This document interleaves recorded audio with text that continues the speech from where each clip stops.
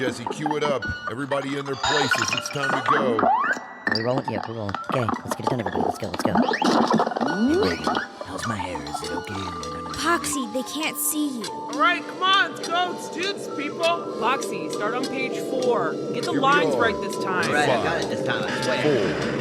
4, 3. Come on. It's time for the Ghost of Hollywood. Well, hello, wall crawlers, and welcome to the 43rd episode of The Ghost of Hollywood. I'm Poxy Leonard here with Miss Ragan, and tonight we have Ginger Coyote, who is the founder of Punk Globe magazine, joining us to discuss her career as a journalist and publisher, along with her history performing in the band The White Trash Debutantes. That's right. Moving out to the Bay Area after leaving the Midwest, Ginger became a scene regular, hanging around notorious punk venues like Mabuhay Gardens and focusing on the arsenal of bands coming from the area at that time. Of those bands, Ginger would give the now legendary Dead Kennedys their first interview in the Punk Globe platform, which led to a friendship between them that held strong well into the years of the White Trash Debutantes, who would release their first single on Alternative Tentacles Records. Speaking of the White Trash Debutantes, if you haven't heard of the group, you're in for a ride. But if you've been around the block a time or two, you may remember their 90s PR chaos surrounding Tall Tales that Tanya Harding had joined the lineup as a part of her career change. Appearing on live television shows such as Conan or Jerry Springer, White Trash Debutantes shocked the world when their frontwoman, punk rock Pat, snarled for the camera wearing a sweater with a pot leaf on it and sporting bright dyed hair at the ripe age of 78. Oh yeah, and while the White Trash Debutantes had performed less frequently in later years, they spent nearly a decade on the road touring the world and releasing a slew of music along the way. We'll also talk about Ginger's lifelong friendship with the legendary Jane County and follow up on the digital transition and current goings-on within Punk Globe magazine, which continues to run strong to this day. And Simon and Lennox are back at it tonight with another nightmarish tale of the cinematic dumpster fire. So stay tuned because there's plenty in store for this episode. I'm Miss Ragan here with Poxy Leonard, and you're listening to The Ghost of Hollywood. Interested in television or movies? Then check out The Ghost of Hollywood for the best in cinema-related podcast at theghostofhollywood.com or wherever you get your podcast. Welcome back to The Ghost of Hollywood. I'm Poxy Leonard here with Miss Ragan, and we're excited to introduce tonight's guest, Ginger Coyote, well known as the founder of Punk Globe magazine, which was established in San Francisco in 1977, and featuring some of the most critical bands in punk music throughout the years. Punk Globe continues to this day with a full team and a well-designed digital homefront that offers readers plenty of solid information. Returning to 1986 for a moment, which is when Ginger would form the band White Trash Debutantes, who have gone on to tour across the world and release several records in addition to appearing in various feature films and on television. More on that later. All of that said, I'd like to welcome Ginger Coyote to the show. Ginger, thanks for joining us. How are you this evening? Well, I'm doing good this morning. I wake up. I don't know. I guess we're in the evening hours, or that's the interview for. But I'm doing good. I'm glad to hear that you're doing well too. Yeah, it's always like we run late nights, so we get hung up in that weird time. It's a little morning, late night, so you never know where we are in time, right? Kind of like the Twilight Zone, huh? Perfect. Oh, yeah, exactly. Yeah.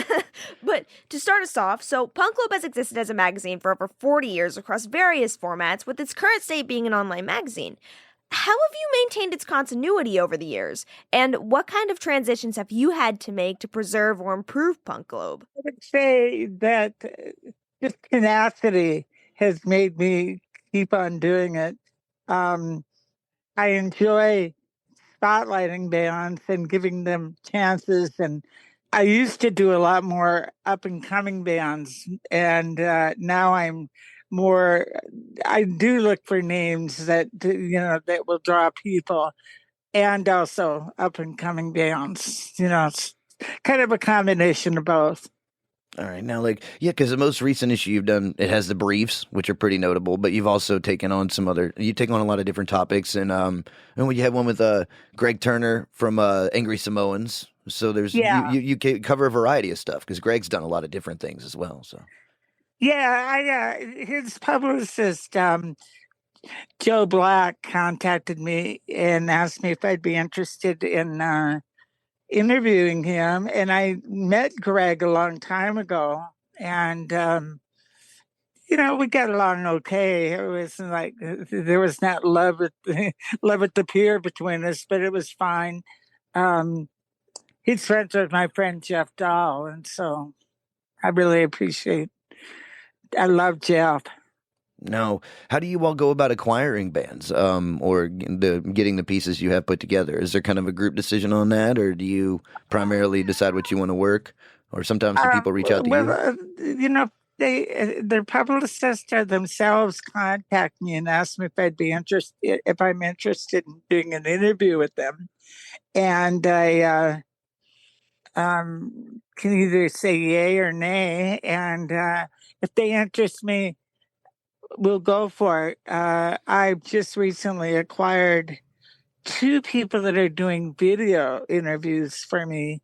Greg Gould, whose brother is the bass player for Faith No More and owns Cool Arrow Records, Billy Gould. And Billy was in the White Trash Debutantes originally. Yeah, y'all So go I'm back, real don't you? friends, kind of close friends with the family. And Annie Kidd, who's from Vancouver, is on Alternative Tentacles, and she's doing interviews with, she did an interview with Biff Naked and Bev Davis and the photographer from Canada and Joy Shithead and people like that. She's bringing in good hits on the radio. We formed a radio station channel that we also incorporated onto the magazine. Oh, nice. Old Joey shit. That's old DOA there. That's what's up. That's probably a fun one there. Yes, I love DOA. I mean, I used to hang out with those guys when they'd come to town. They were like these lumberjacks, 6'1" connects that were they were fun guys. And Ian, the guy that kind of like managed them, also lived in San Francisco, and so me and him got along really well. So he always makes sure that I get invited to all the parties and stuff, and I become really good friends with him. Dave, Greg, and I become very close. So no, that's crazy though. No, you've been around in the punk community forever. So you mean, you relocated to San Francisco in the late 1970s. You become a staple at the infamous nightclub Mabuhay Gardens, which closed in '87. Now, how did your time hanging around places like Mabuhay factor into your continuous involvement in the activity, in the punk community? Well, I was kind of an outcast in the Midwest, even in Minnesota, Minneapolis.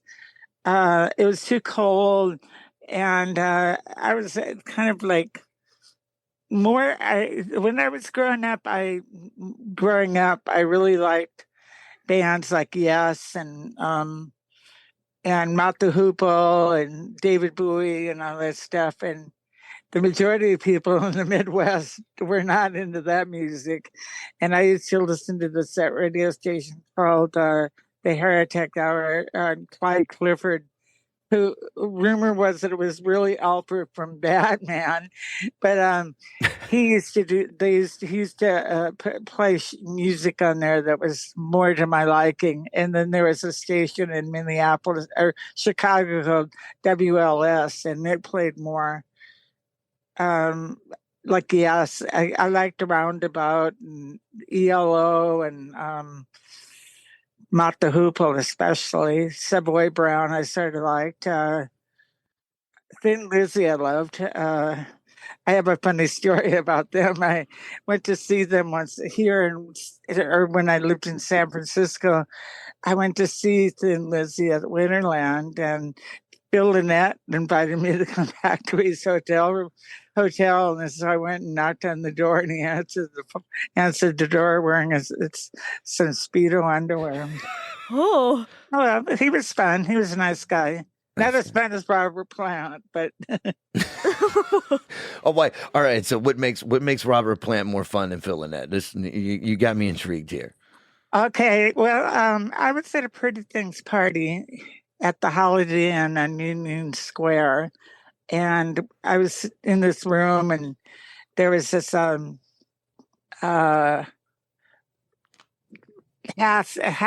I guess, that you put in front of chairs or folding bed chairs or rocking chairs and stuff. And I was sitting on one of those, and in comes this tall blonde, skin tight jeans on, and and looking really nice. And I realized it was Robert Plant.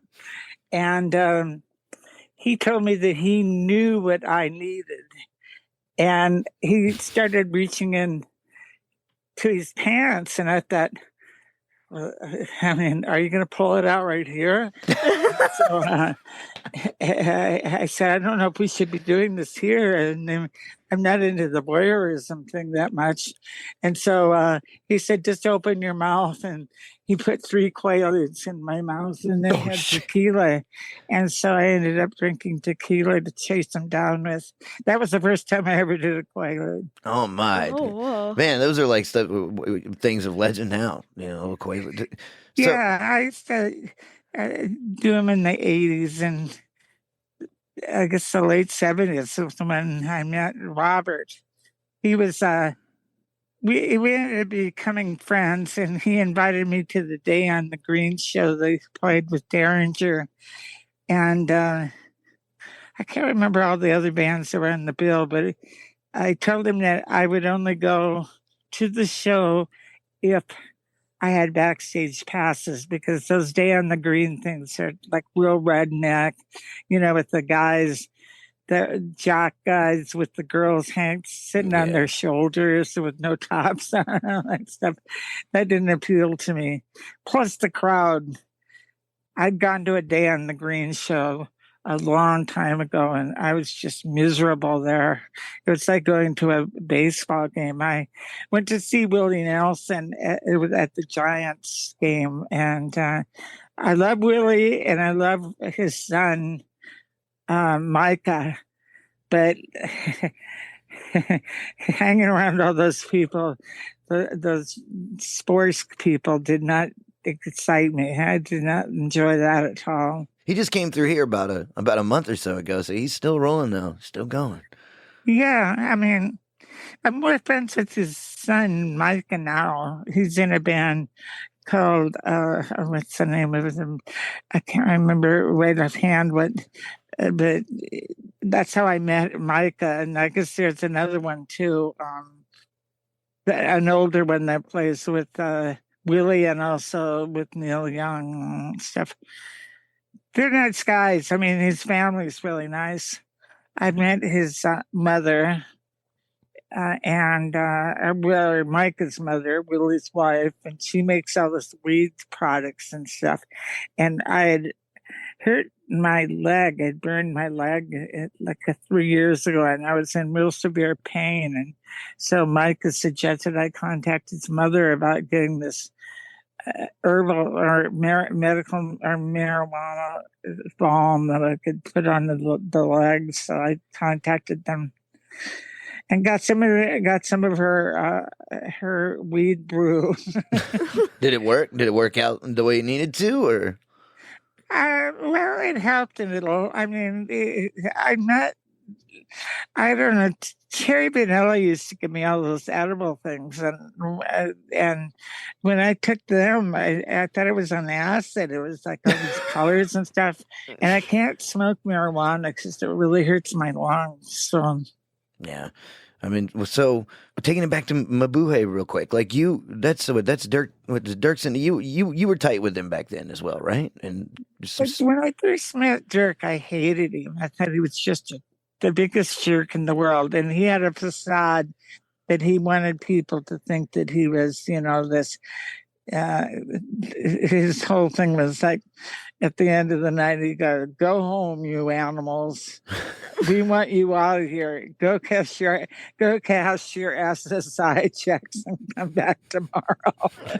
And he would randomly pick people just out of the blue to and throw them out. If I wasn't like technically old enough to get in there. And I remember him once throwing me out and telling me I couldn't get back in. And then later on, he saw me in there and he goes, "How did you get back in?" And I said, "Oh, I found an ID." And then he started laughing. It goes, "Good." And then he started taking an interest in Punk Globe, and he had a artist named Roger Reyes that also helped us on the magazine. So Dirk was very helpful and was just very supportive of Punk Club. But no, at the beginning, Howie Klein used to hang out there. Chris Nabb that did 415 Records with Howie. They all hung out there. So I got to know all those people. Hugh Brown, Chester Simpson, F. Stop Fitzgerald. Was this when, like, say, in the early days when you would acquire interviews for Punk Club, was this kind of a resource hub for that? Because there were a lot of the punk bands that were coming through there at the time. Mainly as if I'd heard that there was a band coming in, I would try. You see, there was no internet back in 1977, 78, and so it was a little harder to get through to people because of no access to internet or email or anything like that. So I would always try to, my phone bills were outrageous, high. I could have probably gone around the world 3 times with the amount I had to pay monthly on to AT&T. But yeah, I had to, contact them that way and see if they'd be interested in doing an interview, or I'd go to the shows and we'd talk and, I'd do an interview with them or party with them and stuff. And I remember my friend Dream used to work with Social Distortion, so Dream and Monk. And so they'd always make sure I got into the Social Distortion shows, and I hang out with all those guys. And, the Vandals were also, they were all cool with me, and DOA and the Victims from San Francisco were really close with me, and the Lewd I really liked. I was friends with Old Gun Sass and Bob and all that stuff. Some of the Lewd played in White Trash Debutantes later on, didn't they? Not really. It was the Billy from Faith No More, Lynn from the Dicks, or from Sister Double Happiness. Margaret Cho played with us for a while. Who else? I've had, we've had guests come up. Stevie Buell used to come and fit in with us. Jerry Cantrell from Alice in Chains got on stage with us and played, and so did Norwood from Fishbone. And yeah, it was fun. It was fun times. We had, touring and stuff. And I remember once I was up in Seattle, and this woman that was friends with the promoter up there said, I'm inviting you to go to a party at Pearl Jam's, or the guy, the guy from Pearl Jam's house. And so, and I want you to behave. I don't want you to talk. I don't want to. So as soon as I got in there, I saw the Scarrett that was from Critters Bug, and he said, "Where's Punk Rock Patty?" And I said, "Oh, she just got busted for prostitution out front." And so we kind of lightened the load, and he ended up taking me upstairs and stuff. They were doing massages, and so I got a massage from one of their masseuses or something, and it was fun. I had fun doing that. And it was Stone Gossard's house. Well, let's talk about the Tanya Harding story for a moment. So now, from what I understand, Tanya was invited to join your band, the White Trash Debutantes, after you reached out to her lawyer. So this generated major publicity and Portland Storytime special. During your show at the infamous venue, Satyricon, you were boycotted by Tanya's fan club, who accused the band of worshiping the devil and staged a picket outside of the venue. Now, with all of this publicity leading to so many public appearances, how did the band manage through this period, and what changed within the group as a result?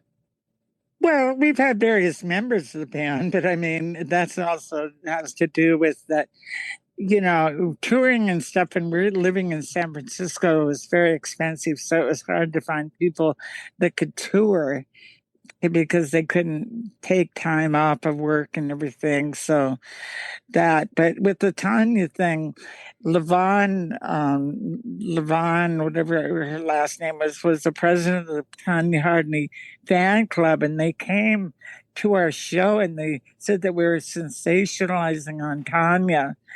And then she had this sweatshirt on that she had an iron-on picture of Tanya Harding on it. And I asked her how much she was charging for that. And she said $150. And I go, and who's exploiting who? I mean, we're not selling sweatshirts with iron-on pictures of Tanya Harding at our shows. I mean, we invited her to join because I thought that she was kind of the underdog between her and Nancy Kerrigan. Nancy Kerrigan came from money. Tanya was poor, had to pick, soda bottles to get her outfits, and pretty much sewed her own outfits together. Or her mother's name was Levon. And I can't remember what the name of the president of the fan club was, but Levon Harding, yes. And Allison Janney did her perfect because I met the mother selling roses. Oh yeah, okay, all right. So you're talking about from the actual film then, right? With I, Tanya? Is that what you're talking about? Yeah. Allison Janney, who won the Oscar for that. Yeah, but she does a great job, especially when they're like in the rink and she's all, Tanya's still, I mean, she's up here. I think she lives up in like Amboy now. I know my mother talked to her every now and again. My mom lives up in Amboy, so she's kind of local staple. Yeah. She came, well, we played at Lewis and Clark College with the Cherry Poppin' Daddies and a whole bunch of bands out there for that festival that they did. And they had this like big sumo guy dressed up, and I go, "Oh, look, there's Tanya." And after the set and everything, Tanya and her lawyer came up to us and they said, "How did you know that we were here?" And I go, "I didn't." They said, "I saw that big sumo guy," and I said, "Oh, look, there's Tanya," and she said that she could never get on stage with us because she'd be embarrassed because we were too wild and too crazy for her and all that stuff. And I said, "Well, I'm sorry that we're too wild and too out there for you." I go, we're just trying to live life the way that we kind of rock and roll and punk rock in particular. And, I appreciate your candor, but I mean, maybe it wouldn't be a good fit. And that's kind of how we left it. And then later on, she played the Rose Parade and got pelted with beer cans for singing Amazing Grace, which is more than a hoot. You had what was it? Had been, I mean, how long did it go on after initially when you had sent the proposal out, and then of course this kind of led to like you showing up on Howard Stern. It led to you on Jerry Springer, and then of course Punk Rock Pat was pretty infamous after the appearance on Jerry Springer, I believe. How long did the Tanya Harding thing kind of carry on until it finally petered out? We got into Time magazine or Newsweek and Time. I remember waking up after. You see, what happened is we were going to do Music West up in Vancouver, and Jay Scott was involved with the thing, and I told him about Tanya's lawyer Bob Rollins, writing me a letter saying that Tanya was interested after her contract with King World had terminated, and wanted us to keep in contact, and she wanted to see the band and all that stuff. So he took it and went to the publicist PR people that worked with Kids in the Hall, and they got it on the with where it went all over the world, and Mancow and Howard Stern and Conan O'Brien to talk about us, and even they made jokes about us on Roseanne. It was pretty funny. Did it change life on a personal level? Like with that time, where did you all kind of become like contemporary street famous, or were there what was the reaction to that or the reception? Well, when we went into Canada, we had Punk Rock Pat with us, and the people that were working the border looked at her and they go, "What's she doing with you?" And we were going, "She's our singer." They were going, "What does she do?" And then she ended up, being what I told her to do. I said, "If you're going to bring T-shirts in to sell, let's mix them with your own clothes and put them inside out so the band name doesn't show or anything like that." They opened up her suitcase and there's like 20 T-shirts with the name of the band folded properly. And they asked her what she was going to do, why she didn't declare them. And they said, she got, I was going to send it to my relatives. And they were going, "You're going to send T-shirts, it's going to cost you twice the amount from Canada to the United States. We don't believe you." And then they kind of looked through her. They opened her suitcase and they found all these like pills in a daily dispenser, and they were going, "What's this?" And she goes, "That's my medicine I got to take." And she goes, "Don't touch it." And they shoved her back against the wall and they said, "Don't tell us what to do." Then all of a sudden the dogs went wild and they chased somebody into the bathroom, and so they left us alone, and we ended up getting into Canada. But when we were going through, they were going, "Where's Tanya?" And I said, "Well, Tanya's the convicted felon. Would you let her in?" And they were going, "Sure, we have no problems with her. We like her." That was the funny part. They really liked Tanya at the borderline. Did you all ever spoof people and tell them Tanya was there?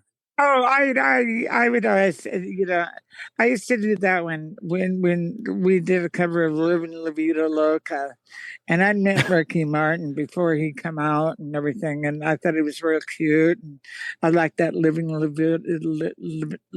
Vida Loca" video, and I used to, tease people that Ricky was going to come out and sing it with me, and I had a ring on it and said, "Oh, look, he gave me this ring and we're engaged." And then I'd say, "Ricky, Ricky," and there somebody would yell, "Oh, he's passed out in the van." And I said, "Oh, I guess the PBR got to him." But sometimes we would tell people that Tanya was going to be there, and then we also changed it to Susan Lucci. We did that song "Don't Mess with Tanya Harding." Yeah. Which originally was "Don't Mess with Bill Dakota," and then I went to Tanya Harding, and then I went to Susan Lucci. Why did you change it from Tanya Harding to Susan Lucci? I'm a big soap opera fan. Oh, all right. Favorite soap opera? Passions. My favorite soap opera now, I guess, is General Hospital, but I used to love One Life to Live and All My Children during the heyday, when Opal and Ray Gardner and all those people are on there. All right. Well, I'm Poxy Leonard here with Miss Ragan, and we are speaking with Ginger Coyote, who is the founder of Punk Globe magazine and the band the White Trash Debutantes. Stay tuned because we'll return to our conversation here shortly, but now it's time to pass things off to Simon and Lennox for another nightmarish tale from the depths of the cinematic dumpster fire. Oh yeah. And they'll be with us right after these messages. Stay tuned. You're listening to The Ghost of Hollywood. Interested in television or movies? Then check out The Ghost of Hollywood for the best in cinema-related podcast at theghostofhollywood.com or wherever you get your podcast. When it comes to making movies, anything can go wrong. And tonight we're here to discuss that on the Cinematic Dumpster Fire. What's up, everybody? This is Simon speaking, and I'm here with Lennox, who's behind the dials. That said, it's time for another nightmarish segment of the Cinematic Dumpster Fire right here on The Ghost of Hollywood. And get ready, because tonight we're going to tell you about the story of Heidi Von Beltz and the stunt-doubling disaster on the set of the 1981 film The Cannonball Run. Some notes here before we jump in. The film was notable for starring Burt Reynolds and Farrah Fawcett, and also being one of the last two films Dean Martin would star in before his death much later in December of 1995. It was also modeled after notable racing events and features a young Jackie Chan in an early American cinema role playing a Japanese man. And yes, he's actually Chinese, not Japanese, just to give you an idea on how prevalent Asiatic stereotypes were in American cinema during that time. Now, back to the crash on set. Picking up with Heidi Von Beltz, who at the time was in a relationship with the prolific stunt coordinator, Bobby Bass. Bass was working on a particular scene in the Cannonball Run, which involved vehicles, among them a smoking Aston Martin, during a driving scene which wasn't planned for a film to crash, despite the one I'm sitting here and telling you about now. So, Bobby needed a stunt double for Farrah Fawcett, calling in Heidi to ride along in the passenger side of the stunt car while holding a smoke machine. Now, the smoking Aston Martin makes sense, right? Right. So, Bobby assumed this would be an easy job to pull off, especially with a seasoned stunt performer like Jimmy Nickerson behind the wheel of the Aston Martin.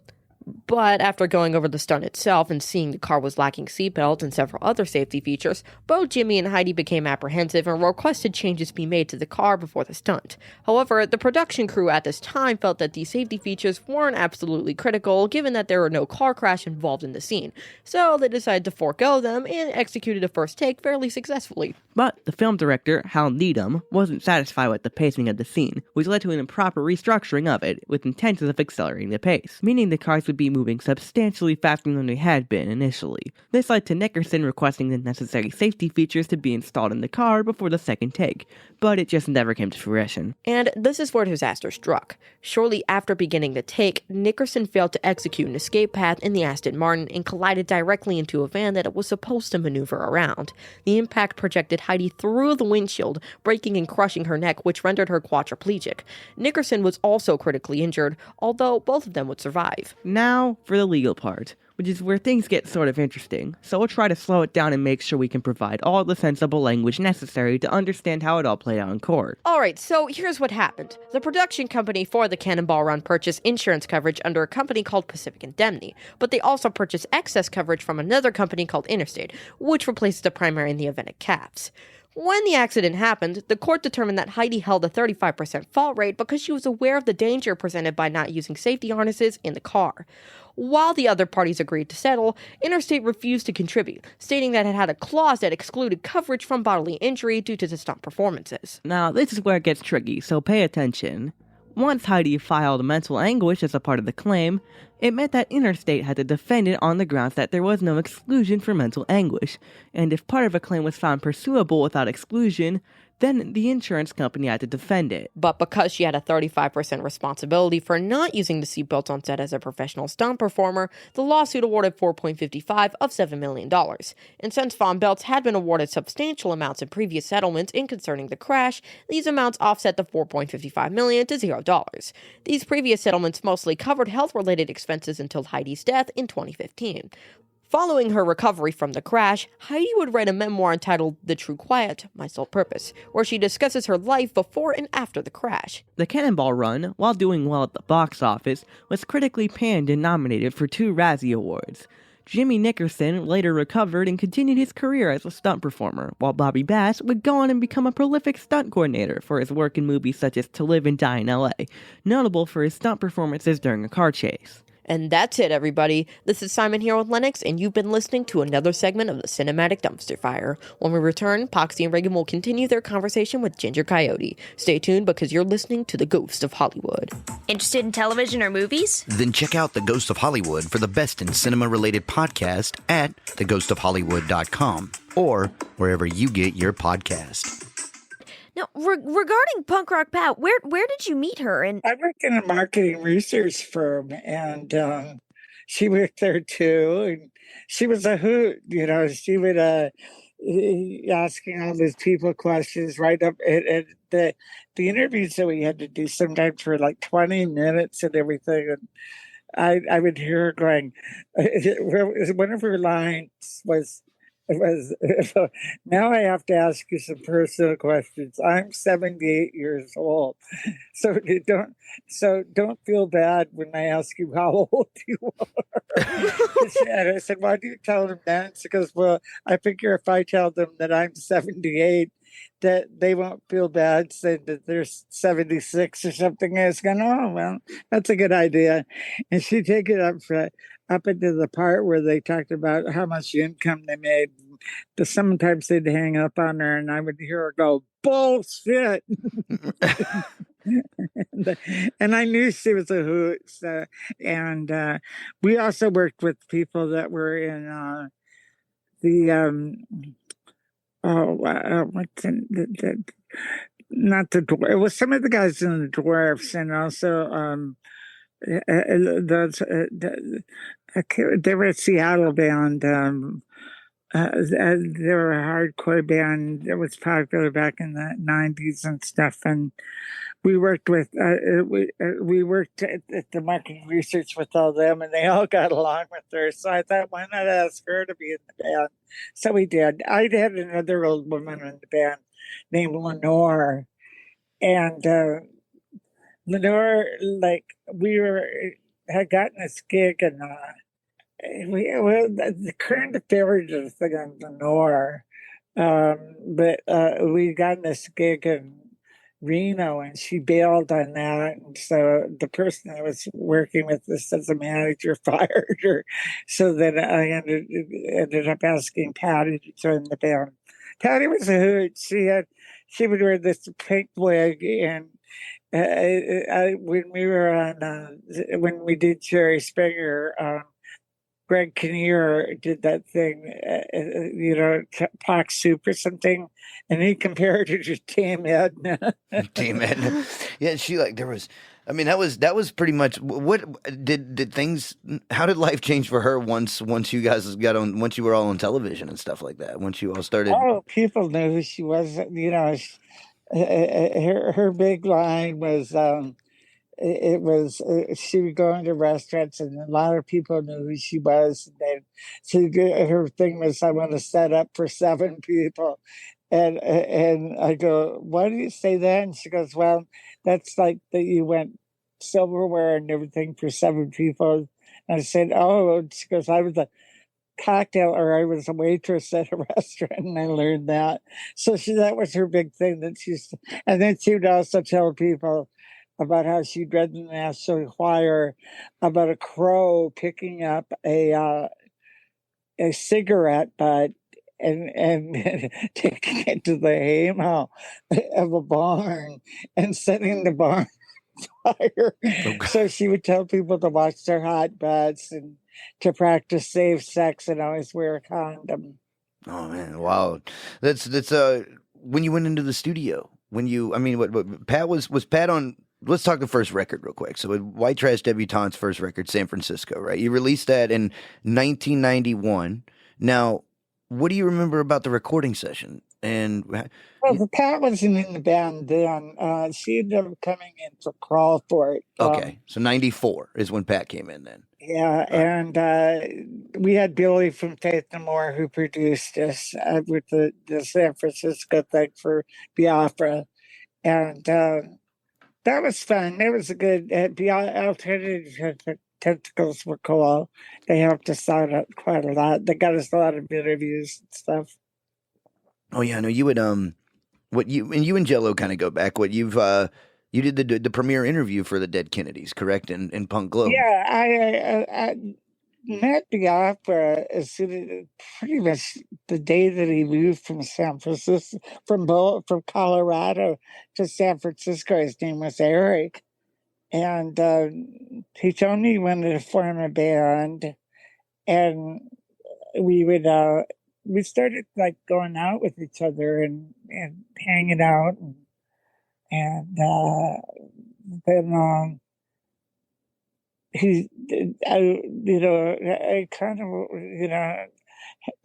I don't know, I didn't help him with the people in the band, but I was there when he was talking about East Bay Ray and all these people, and I met them all. And Carlos was the original, the head of Bible Belting fanatic that turned in Marion from the Insights for her show at Gilman Street. But he was like Catholic, Spanish guy. East Bay Ray was the main guitar sound, and Darren was in the band. Bruce was in the band, and of course, I love Klaus. He's always been very nice.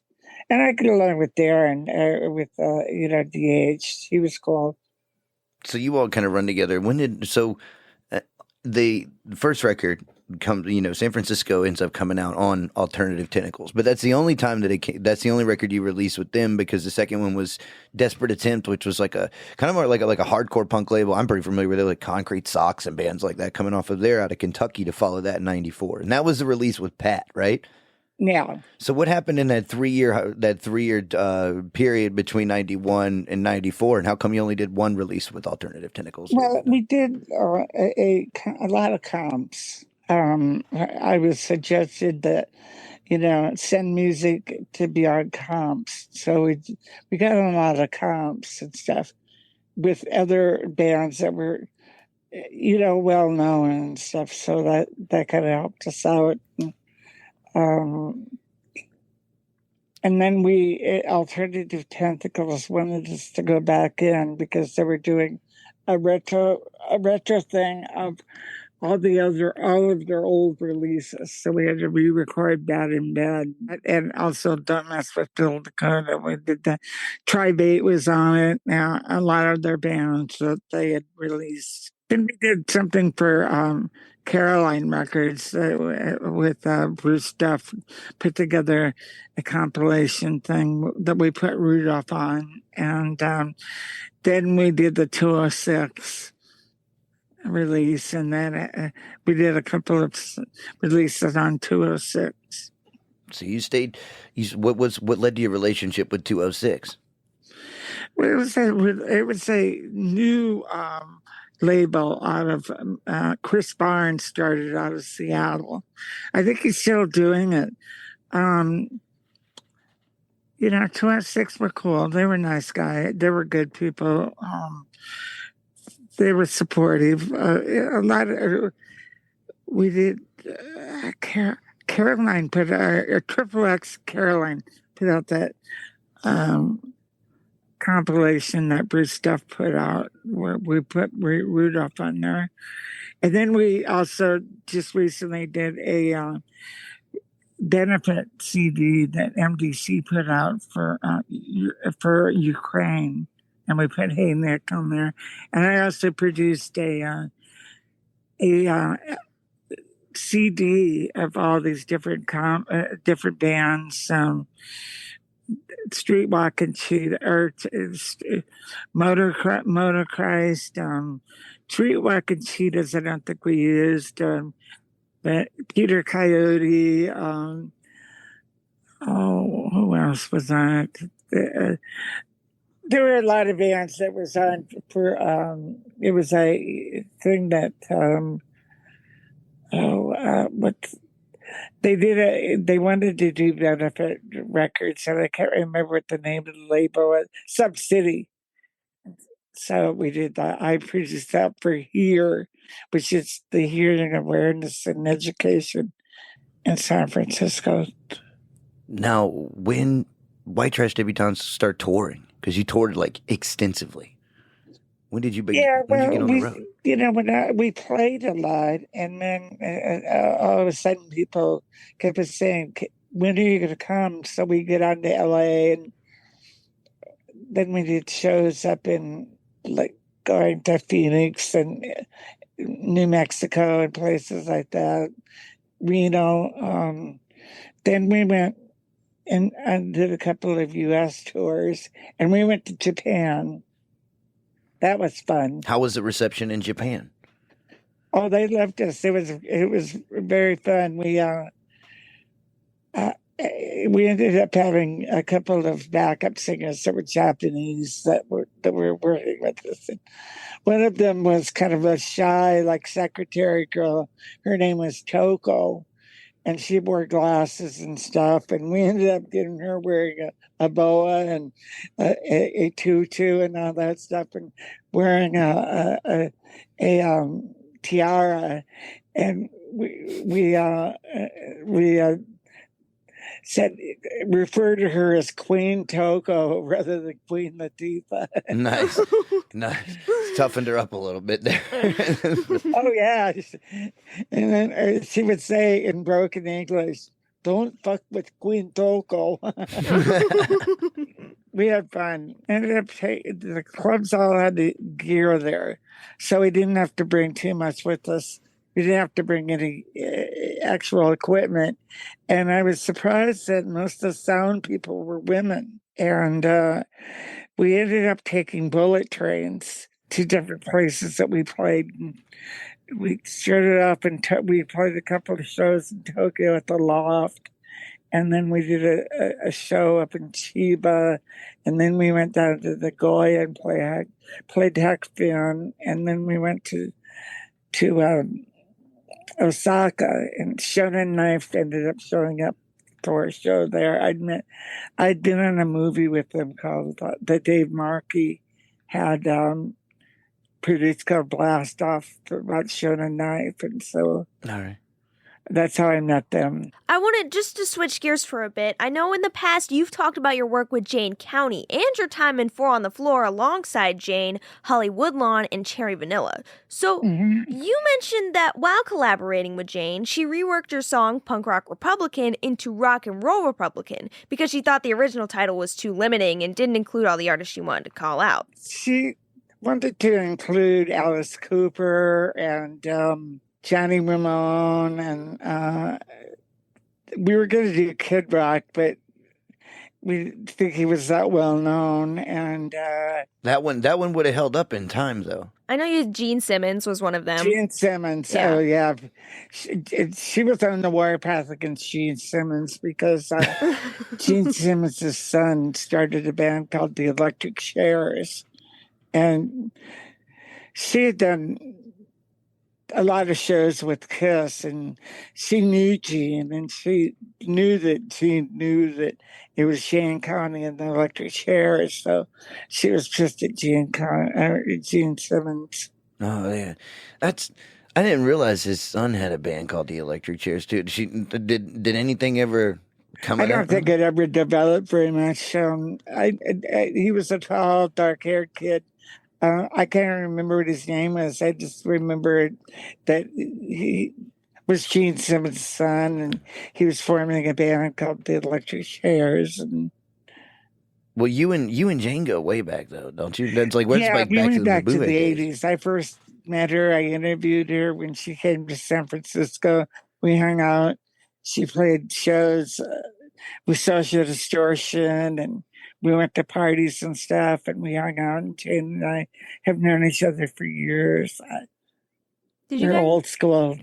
Did you guys end up working on anything else together, like outside of that song?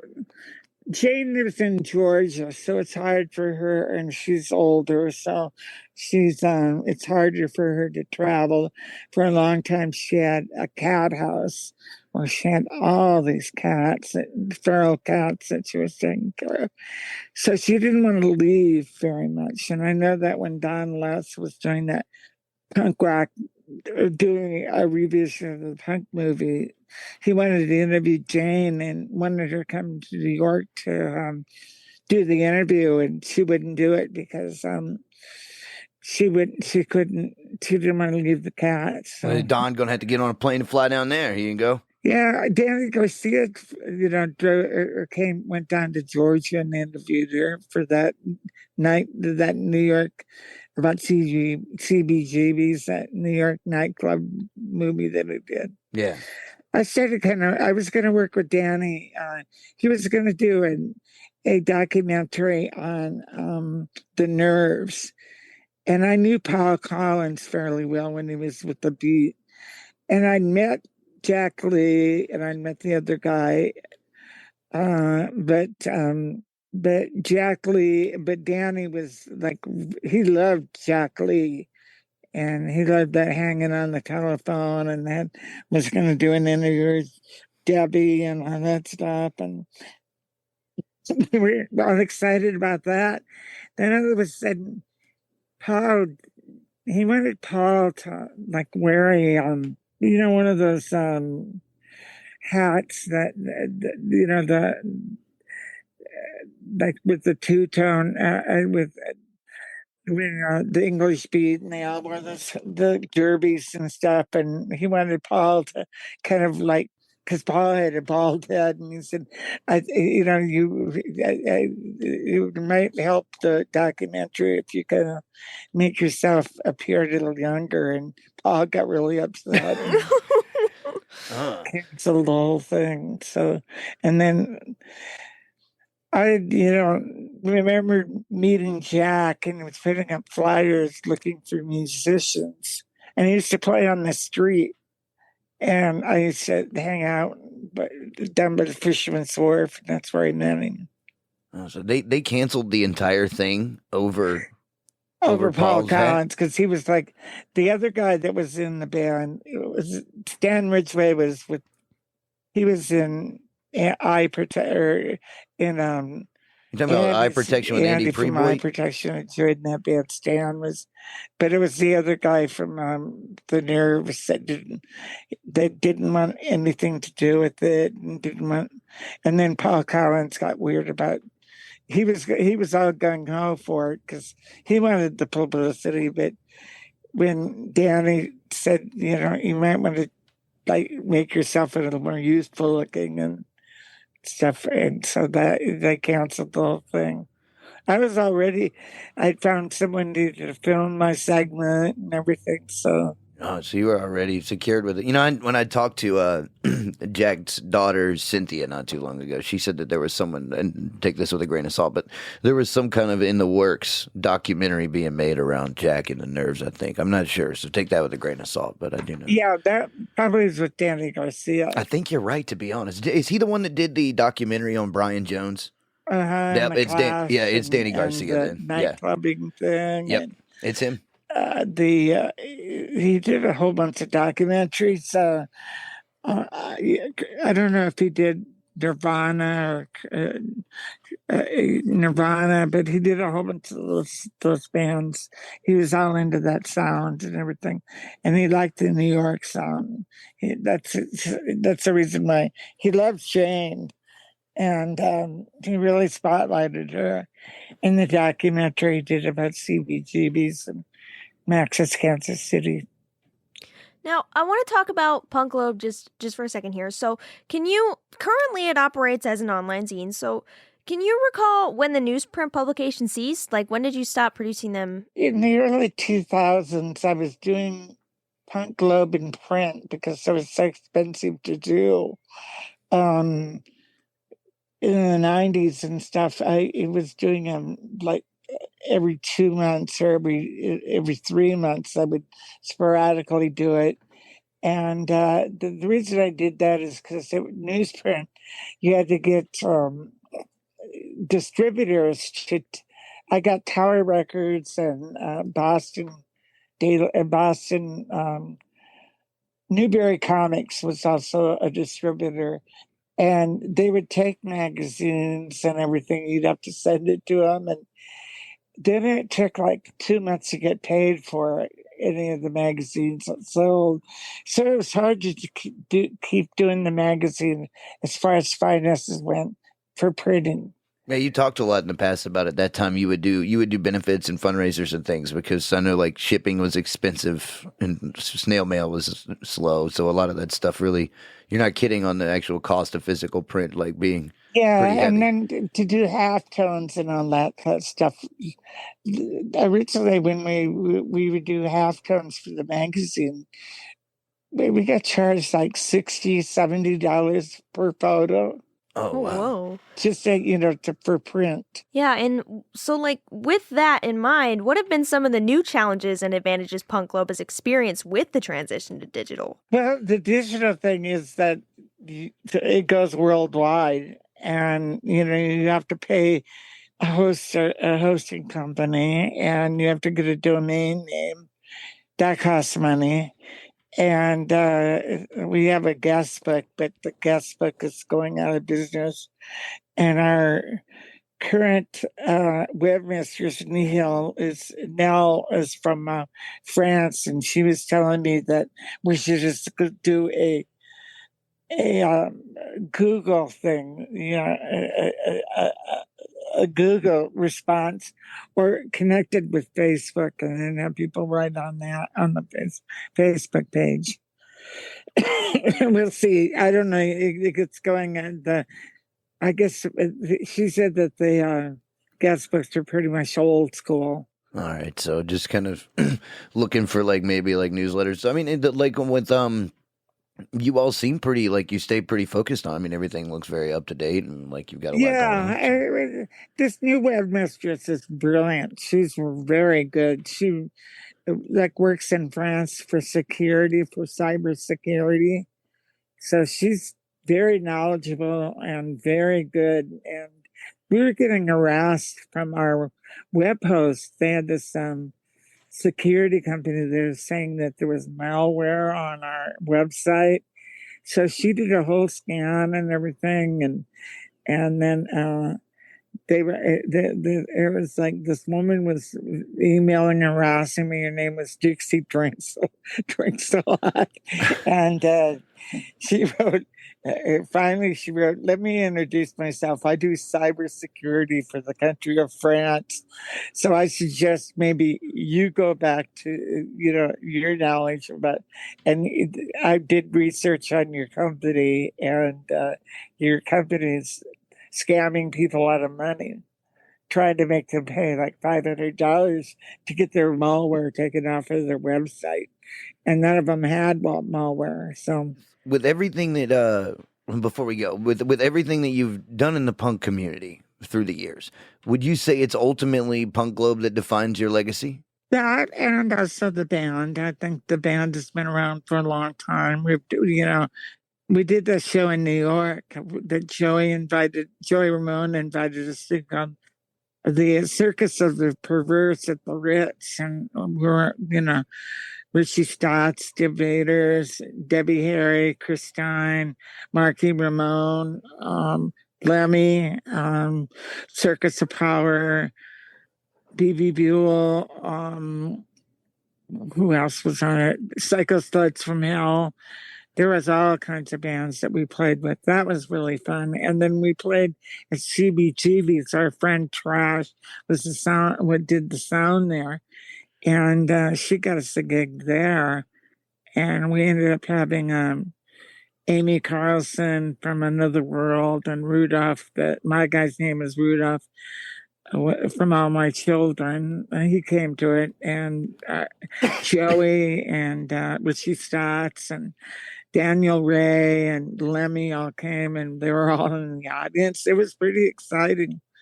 We had a all-star fan, and when we did a show at the Ritz, a young John Bon Jovi came and sat with us backstage and talked to us for like an hour.